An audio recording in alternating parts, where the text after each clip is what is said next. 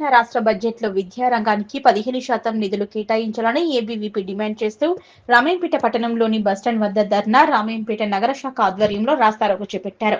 రాష్ట్ర నాయకుడు బండారి ప్రసాద్ మాట్లాడుతూ తెలంగాణ రాష్ట్రంలో విద్యార్థులకు ఎటు చూసినా అన్యాయం జరుగుతోందని, తెలంగాణ రాష్ట్రంలో దాదాపు 9,500 కోట్ల ఫీజు రియంబర్స్మెంట్, స్కాలర్షిప్ పెండింగ్ లో ఉన్నాయన్నారు.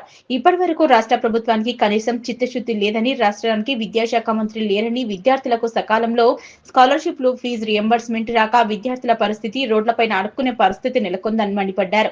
గత ప్రభుత్వం విద్యార్థులకు చేసింది ఏమీ లేదని, కాంగ్రెస్ ప్రభుత్వం మాటలకు తప్ప చేతుల్లో లేదన్నారు. కనీసం జరగబోయే అసెంబ్లీ సమావేశాల్లో విద్యారంగానికి తప్పకుండా 15% ఇవ్వాలని చెప్పి ఏబీవీపీ డిమాండ్ చేస్తుందని, కేవలం 15% ఇవ్వడమే కాకుండా విద్యారంగానికి వచ్చినటువంటి ప్రతి ఒక్క రూపాయి కూడా విద్యా రంగానికి మాత్రమే ఖర్చు పెట్టాలన్నారు. ఈరోజు తెలంగాణలోని విద్యా కమిషన్ తీసుకున్నటువంటి నిర్ణయాలన్నీ కూడా విద్యార్థులకు ఏమాత్రం ఉపయోగపడటం లేదన్నారు. ఫీజు రియంబర్స్మెంట్ రద్దు చేయాలని, స్కూల్ మరియు కాలేజీల్లో కాంట్రాక్ట్ ఉపాధ్యాయులతో బోధన కొనసాగించాలని, డైట్ను రద్దు చేయాలని, గ్రామాల్లో ఉన్న గవర్నమెంట్ స్కూళ్లను ఎత్తివేయాలని, ఎస్ఎస్సి బోర్డుని రద్దు చేయాలని, 1 నుంచి 12వ తరగతి వరకు ఒకే విద్యా విధానం కొనసాగాలని, 12వ తరగతి పాస్ పర్సంటేజీ 45% పెంచాలన్నారు.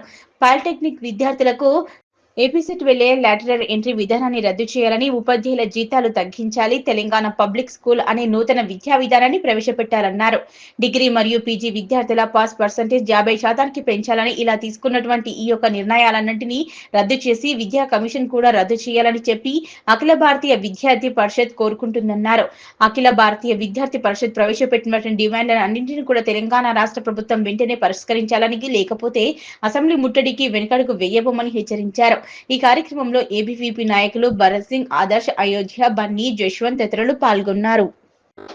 ఇంతవరకు రాష్ట్ర ప్రభుత్వం విద్యార్థులకు స్కాలర్షిప్లు విడుదల చేయాలని దుస్థితి తెలంగాణ రాష్ట్రంలో ఉంది.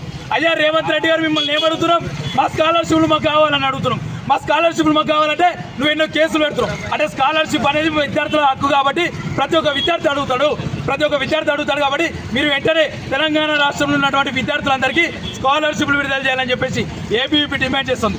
లేకపోతే గతంలో కేసీఆర్ ఏ గతి ఎంత పట్టిందో ఇప్పుడు అదే గతి నీకు అదే గతి నీకు పట్టినట్టు చేస్తామని చెప్పేసి ఏబీవీపీ తెలియజేస్తుంది. వెంటనే పెండింగ్లో ఉన్నటువంటి 9,500 కోట్ల స్కాలర్షిప్లు విడుదల చేయాలని చెప్పేసి ఏబీవీపీ డిమాండ్ చేస్తుంది. జై హింద్, జై భారత్.